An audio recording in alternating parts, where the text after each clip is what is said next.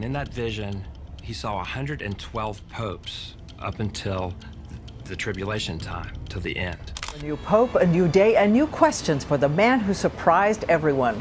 Cardinal Bergoglio of Argentina becoming the first Pope Francis, the first pope in 1,000 years to be chosen from outside Europe. In 1139, St. Malachy, the Archbishop of Armagh, who was the first Irish to be canonized, famously made a series of prophecies about future popes, one that ends with the present Pope Francis.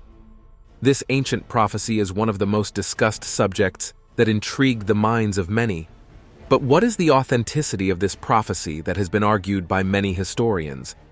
And the apocalypse that will happen in 2024, what does that mean for the world? Many believe that his predictions have accurately described each pope since then, including Pope Francis. Join us as we explore St. Malachy's prophecy about Pope Francis, about to happen in 2024. The prophecy that will end the world. While in Rome, St. Malachy purportedly experienced a vision of future popes, which ends with the present Pope Francis. This prophecy was recorded as a sequence of cryptic phrases. This manuscript was then allegedly deposited in the Vatican secret archives and forgotten about until its rediscovery in 1590, supposedly just in time for a papal conclave occurring at the time. Several historians have concluded that the prophecy is a late 16th century forgery, but not everyone agrees with this forgery claim, as the accuracy of some parts of this prophecy has been too accurate to ignore. Some would want you to hold on to the fact that Saint Bernard of Clairvaux, who was the contemporary biographer of Malachy who recorded the saint's alleged miracles, made no mention of the prophecy. The earliest known reference to them dates to 1587. Spanish monk and scholar Benito Geronimo Feiju Montenegro wrote in his Teatro Critico Universal from 1724 to 1739 in an entry called Purported Prophecies that the high level of accuracy of the verses up until the date they were published, compared with their high level of inaccuracy after that date, is evidence that they were created around the time of publication. The verses and explanations given by Wyon correspond very closely to a 1557 history of the popes by Onofrio Panvinio, which may indicate that the prophecy was written based on that source. In 1694, Claude François Menestrier argued the additional interpretive statements were not written by Ciaconius, as the prophecy was not mentioned in any of Ciaconius's works, nor were the interpretive statements listed among his works. But what if St. Malachy wanted it kept a secret and not released until he's dead? One theory to explain the prophecy's creation, put forward by 17th century French priest and encyclopedist Louis Moreri, is that it was spread by supporters of Cardinal Girolamo Simoncelli in support of his bid to become pope during the 1590 conclave to replace Urban VII. In the prophecy, the pope following Urban VII is given the description ex antiquitate urbis, which means from the old city, and Simoncelli was from Orvieto, which in Latin is Urbe Vetanum, old city. Moreri and others proposed the prophecy was created in an unsuccessful attempt to demonstrate that Simoncelli was destined to be pope. However, the discovery of a reference to the prophecy in a 1587 letter has cast doubt on this theory. In this document, the entourage of the Cardinal Giovanni Girolamo Albani interprets the motto Deror Coeli, which translates to "from the dew of the sky," as a reference to their master, on the base of the link between alba, meaning dawn, and albani, and the dew, as a typical morning atmospheric phenomenon. This prophecy of the popes, that is attributed to Malachy, claimed to predict that there would be only 112 more popes before the Last Judgment. Benedictine Arnold de Wyon discovered and published the so-called Doomsday Prophecy in 1590. James Weiss, a professor of church history at Boston College, has stated that is widely thought as some sort of forgery given who the author was and his relationship, that the prophecies were published to establish the case for election of one particular cardinal. Thomas Groome, chair of the Department of Religious Education and Pastoral Ministry at Boston College, has a similar notion that the prophecies of St. Malachy is a grand old fun tale that has about as much credibility as the morning horoscope. But what if these people are wrong about the prophecy, and somehow Pope Francis is the last pope, and the world is about to truly end? Who is Pope Francis? Let's take you through this. Pope Francis is the last of his kind. Given the accurate description of popes up to around 1590, and lack of accuracy for the popes that follow, historians generally conclude that the alleged prophecy is a pseudepigraphic fabrication written shortly before publication, but the Catholic Church has no official stance. Do they know something the historians don't? The prophecy concludes with a pope identified as Peter the Roman, whose pontificate will allegedly precede the destruction of the city of Rome. Arnold Wyon explained that the prophecy had not, to his knowledge, ever been printed before, but that many were eager to see it.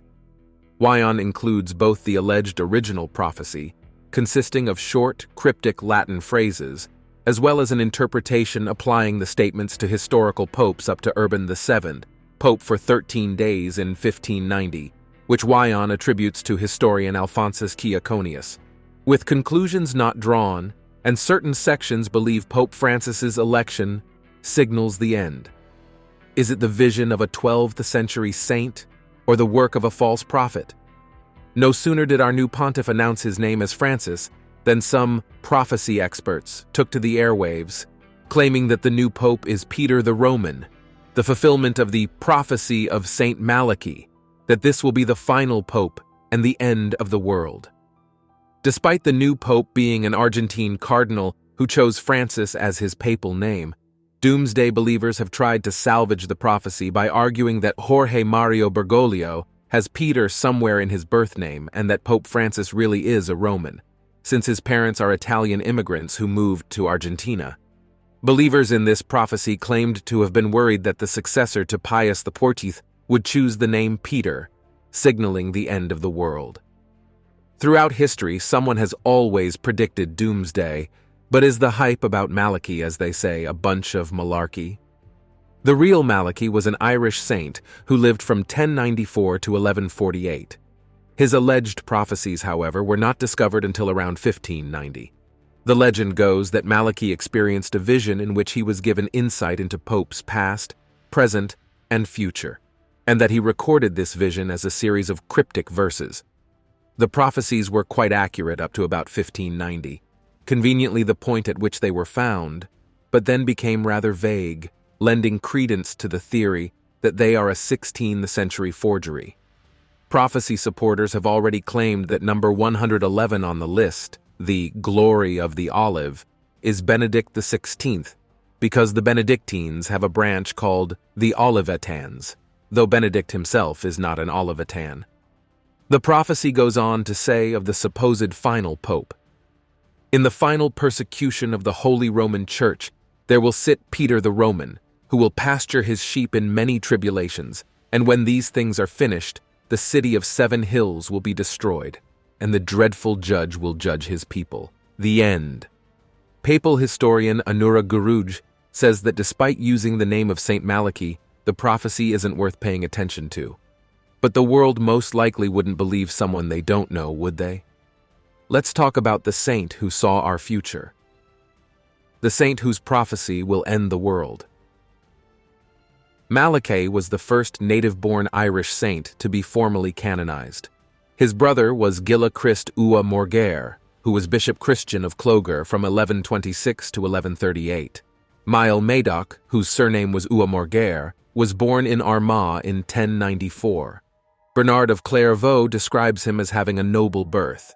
He was baptized Mael Madoc, meaning devotee or servant of Madoc, which was rendered Malachus in Latin, and subsequently as Malachy in English, and was trained under the famous recluse Imhar O'Hagan, subsequently abbot of Armagh. Imhar was in sympathy with the aims of those who sought to reform the Irish Church, and it was probably through his influence that Malachy became imbued with their principles. After a long course of studies, Malachy was ordained priest by Celach of Armagh in 1119. Shortly afterwards, Celach made the young priest his vicar. For the next year or two, it was Malachy's duty to administer the diocese of Armagh. He established in all the churches the apostolic sanctions and the decrees of the Holy Fathers and the customs and practices of the Roman Church. He introduced the Roman method of chanting the services of the canonical hours and instituted a new confession, confirmation, and marriage contract, of which his parishioners were either ignorant or uninterested. With the consent of Kellock and Emar, he went to study under Malchus, the first bishop of the Norse city of Waterford, who had by this time retired from the Archbishopric of Cashel and was settled at Lismore. He spent 3 years there. In 1123, the Corb of Bangor Abbey died. Bangor was the principal religious site in the northeast of Ireland. Since he ended his days at Lismore, it may be assumed that he was a friend of Malchus and of the movement with which he was identified. His successor, who was Malachy's uncle, expressed his willingness to surrender his office and the site of the monastery to his nephew. Malachy became abbot of Bangor Abbey. In 1124, Malachy journeyed to Bangor, was installed as abbot, and was made bishop by Selleck. And in 1132, he was promoted to the primacy of Armagh. Bernard provides many interesting anecdotes regarding Malachy and highly praises Malachy's zeal for religion both in Connor and Armagh. Malachy's influence in Irish ecclesiastical affairs has been compared with that of Boniface in Germany. During 3 years at Armagh, as Bernard of Clairvaux writes, Malachy restored the discipline of the church, grew lax during the intruded rule of a series of lay abbots, and had the Roman liturgy adopted. Malachy worked zealously to restore ecclesiastical discipline, restored marriage, renewed the practices of confession and confirmation, and introduced Roman chants in the liturgy. He was also known for his care to the needy as a miracle worker and healer. In his lifetime, he planted apple trees throughout Ireland during times of famine. Malachy set out on a second journey to Rome in 1148, but on arriving at Clairvaux, he fell sick and died in the arms of Bernard on the 2nd of November, 1148. He founded a large number of churches and colleges, as many as 44 in all, endowed them with land and rents, and so allowed many men of religion to serve God devotedly, although he hardly retained enough for himself to live on. But the noble work wasn't what put this saint in the limelights. Malachy's legacy. The prophecies of this Irish Saint Malachy, the 12th century bishop of Armagh, who predicted all the popes, have thrilled and dismayed readers for centuries.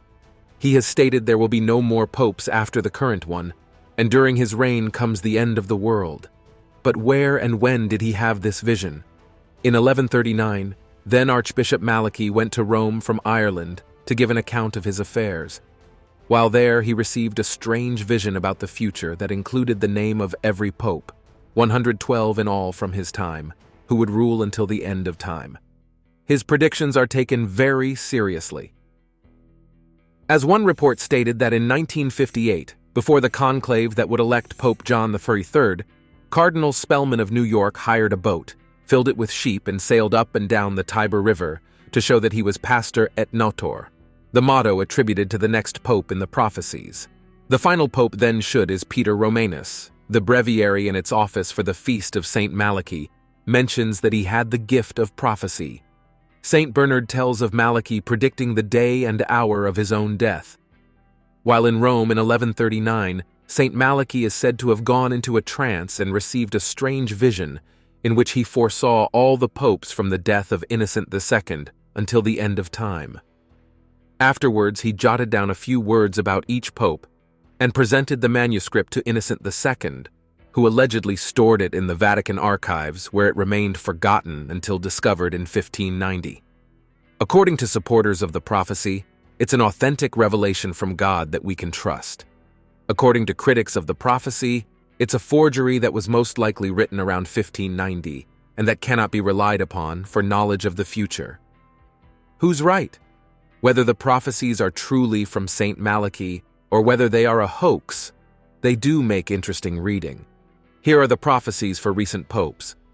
The words of the 108th prophecy are flos florum, flower of flowers. The 108th pope after Innocent II was Paul VI from 1963 to 1978. His coat of arms included 3 fleurs-de-lis, iris blossoms. The 109th is de medietat lunae, of the half moon. The corresponding pope was John Paul I in 1978, who was born in the Diocese of Belluno, Beautiful Moon, and was baptized Albino Luciani, White Light. He became pope on August 26, 1978, when the moon appeared exactly half full. It was in its waning phase. He died the following month, soon after an eclipse of the moon. The 110th is De Labor Solis, of the solar eclipse, or From the Toil of the Sun. The corresponding pope is John Paul II from 1978 to 2005. John Paul II was born on May 8, 1920, during an eclipse of the sun. Like the sun, he came out of the east in Poland. Like the sun, he has visited countries all around the globe while doing his work. He is the most traveled pope in history. The 111th prophecy is Gloria Olivi, the glory of the olive. The Order of Saint Benedict has claimed that this pope would come from their ranks. Saint Benedict himself prophesied that before the end of the world, his order, known also as the Olivetans, will triumphantly lead the Catholic Church in its fight against evil. Pope Benedict was born April 16, 1927, and became pope in 2005. Proponents of the prophecies generally try to draw a connection between Pope Benedict and the Olivetan order to explain this motto. Benedict's choice of papal name is after Saint Benedict of Nursia, founder of the Benedictine order, of which the Olivetans are one branch. Other explanations make reference to him as being a pope dedicated to peace and reconciliations, of which the olive branch is the symbol. Pope Benedict announced his resignation in February 2013 in a speech in Latin before the cardinals, citing a lack of strength of mind and body due to his advanced age. The 112th prophecy says, "In extreme persecution, the seat of the Holy Roman Church will be occupied by Peter the Roman, who will feed the sheep through many tribulations, at the term of which the city of 7 hills will be destroyed, in accordance with Revelation chapter 18, verse 4 to 20, and the formidable judge will judge his people." The end. On March 13, 2013, Cardinal Jorge Mario Bergoglio of the Jewish Society of Jesus was named Pope Francis I after Saint Francis of Assisi, whose full name was Francesco di Pietro, Peter di Bernardone, an Italian who was once a beggar in Rome.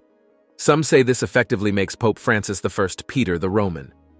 Pope Francis I is known as a humble man who spoke out for the poor and led an austere life in Buenos Aires.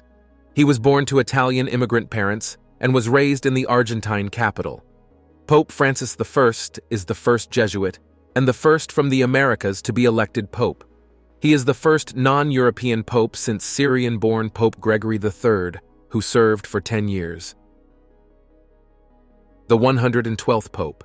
In a series of 112 cryptic Latin phrases, the Irish saint predicts the Roman Catholic popes. He predicted there would be only one more pope after Benedict, and during his reign comes the end of the world. So Francis could be the last. Pope Francis, who was born Jorge Mario Bergoglio, chose his papal name in honor of Saint Francis of Assisi. One theory that seeks to confirm the Irish saint's final prophecy is that Saint Francis's father's name was Pietro, or Peter. As for the prophecy concerning the 111th pope, Pope Benedict, the prophecy says of him, Gloria Olivae, which means the glory of the olive. The order of Saint Benedict is also known as the Olivetans, which many claims make Malachy's prophecies correct. The next and final pope then should be Peter Romanus. Many of the prophecies are spot on. For example, the one about Pope Urban VIII is Lilium et Rosa, the lily and the rose. He was a native of Florence, and the arms of Florence feature a fleur-de-lis. Pope John Paul II, Carol Wojtyla, is de labor solis, meaning of the eclipse of the sun. Wojtyla was born on May 18, 1920. During a solar eclipse. Peregrinus Apostolicus, Pilgrim Pope, which designates Pius VI, appears to be verified by his many journeys to new lands. So will Pope Francis be the last pope? The Irish seer of the 12th century has said it will be so. Time will tell. The controversial Pope, 112th. Pope Francis, the current Pope of the Roman Catholic Church, would be the 112th Roman Pontiff. Pope Francis, the first Jesuit pope, was elected on the 13th of March 2013. He is perhaps one of the most controversial bishop of Rome in the history of the Roman Catholic Church. He has been at the center of the Church's clerical sexual abuse and cover-ups ever since. The grand jury report over abuse in Pennsylvania surfaced in August in 2018. He is also criticized by Catholic cardinals, priests, and theological conservatives regarding his apostolic exhortation, Amoris Laetitia, the issue of giving Holy Communion to divorced and civilly remarried Catholics. On August 11, 2017, a 25-page letter signed by 40 Catholic clergy and lay scholars, entitled Correctio Filialis de Heresibus Propagatis, literally, a filial correction concerning the propagation of heresies. It was delivered to Pope Francis. It states that the Pope has, by his apostolic exhortation, Amoris Laetitia, and by other related words, deeds, and omissions, effectively propagate heresies about marriage, the moral life, and the reception of the sacraments in the Church. In May 18, 2018, CNN reports mass resignation of Chilean bishops over sex abuse scandal. Again in October 19, 2013, traditionalist Roman Catholic Bishop Bernard Fellet warned that Pope Francis is precipitating the Church's decline and could be herald that the world is entering the age of the Antichrist. Such and many other similar charges are increasingly evident on the internet and YouTube. On the other side of the story, Pope Francis is noted for his humility, his concern for the poor and commitment to interfaith dialogue, on care for our common home, climate change, and is extremely popular in most part of the world. A World Values Survey conducted in February 2014 shows favorable views about the unity Pope Francis, but the survey also found that members of the Catholic Church are deeply divided with at least some of his teachings. Today, the Church is in crisis. Priests, bishops, cardinals, and lay scholars become outspoken against the Pope. Conservative wings and news outlets such as the Church Militant, the Remnant TV, comes out very strong against Francis and the progressive. The most devastating charges of all was an 11-page letter released on the 25th of August 2018 by Archbishop Carlo Maria Vigano, a former papal nuncio to the U.S., accusing Pope Francis of being negligent in his responsibilities to the Church regarding Theodore McCarrick, despite the knowledge he says the Vatican and the Pope Francis had about the ex-cardinal sexual abuse of seminarians. The letter called for Pope Francis to resign. Do any of these crises and accusations have anything to do with St. Malachy's prophecy? Has something like this scandal ever happened before in the history of the papacy? If Pope Francis is truly the last pope, how would the Catholic Church be like in the future? Given the accurate description of previous popes in the prophecy as interpreted by some and looking at the current situation, one might ask if Pope Francis will be the last pope. But history also tells us that a similar or even worse crisis had perpetually taken place in the Church. There had been lots of scandals, bloodbaths, mob violence and corruption, sexual perversion, buying and selling of papacy power in the history of the Church. For instance, Pope Benedict XVI was described as a demon from hell in the disguise of a priest by St. Peter Damian due to his promiscuity conduct. What about Pope Alexander VI, who had acknowledged fathering several children by his mistresses? What about Pope Leo XI, who was associated with granting indulgences in Protestant circles? What about Pope John the XIV and Pope Stephen VI and Leo V and John VIII? All of these popes mentioned and more had issues in the papacy, but despite all these unbelievable horror, the Church continues with succeeding popes. So what really is the fuss about?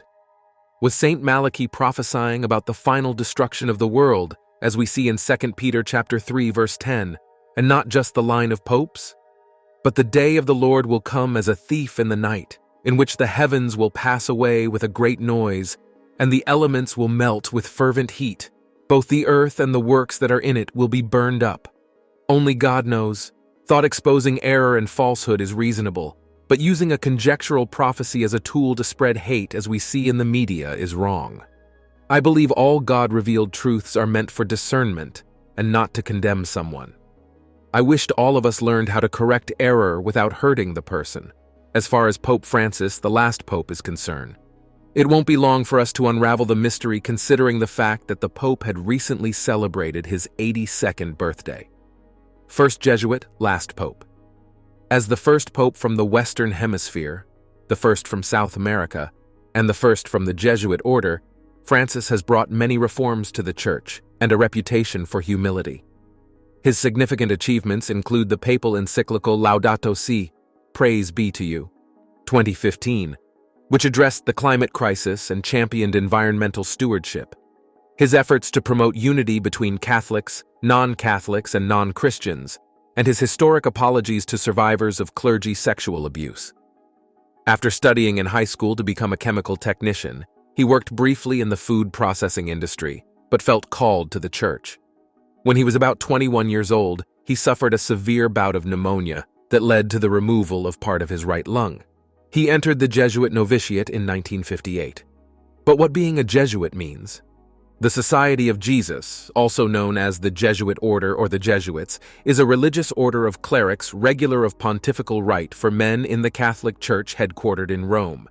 It was founded in 1540 by Ignatius of Loyola and 6 companions, with the approval of Pope Paul III. The society is engaged in evangelization and apostolic ministry in 112 nations. 112. Is that merely a coincidence or what? The Society of Jesus is consecrated under the patronage of Madonna della Strada, a title of the Blessed Virgin Mary, and it is led by a superior general. The headquarters of the society, its general curia, is in Rome. The historic curia of Ignatius is now part of the Collegio del Gesù, attached to the Church of the Gesù, the Jesuit Mother Church. Members of the Society of Jesus make a profession of perpetual poverty, chastity, and obedience, and promise a special obedience to the sovereign pontiff in regard to the missions, to the effect that a Jesuit is expected to be directed by the Pope. In 1976, 2 Jesuit priests who had worked in poor neighborhoods disappeared. They were found alive, but drugged, in a field 5 months later. Years after the Dirty War, Bergoglio's role in the priests' kidnapping and release generated controversy. Some critics faulted Bergoglio for failing to protect the priests, and even accused him of turning the men over to the regime.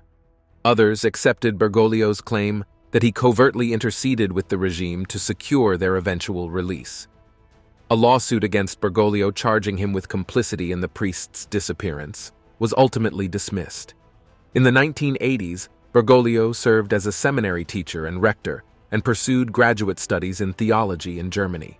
In 1992, he was appointed an auxiliary bishop of Buenos Aires. He was named Archbishop of Buenos Aires, a post he held until his election to the papacy in 1998, and was consecrated a cardinal in 2001. Francis took charge of a church at a crossroads. In the early 21st century, Roman Catholics constituted more than 1/6 of the world's population, many of them in Latin America and Africa. Yet scandals, particularly the clergy sexual abuse scandals that first arose in the 1980s and 90s, undermined the Church's stature, particularly in the United States and Europe.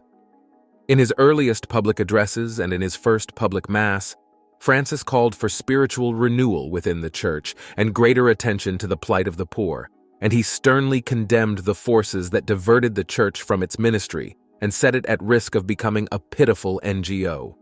He also reached out to his political opponents, including Fernandez, whom he invited to his first official papal address.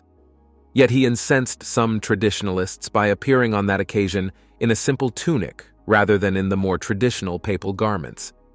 He also took the unprecedented step later in 2013 of appointing a council of 8 cardinals to advise him on church policy. His remark in that year that Christ had redeemed all of us, even non-Catholics, was broadly interpreted by the media as a message of outreach and goodwill toward atheists and agnostics, though a Vatican spokesman later claimed that Francis had been misinterpreted. The prophecy and the controversies around Pope Francis had been fascinating. It hasn't happened yet, but the signs are there. Thanks for watching. Make sure to subscribe, like, and share.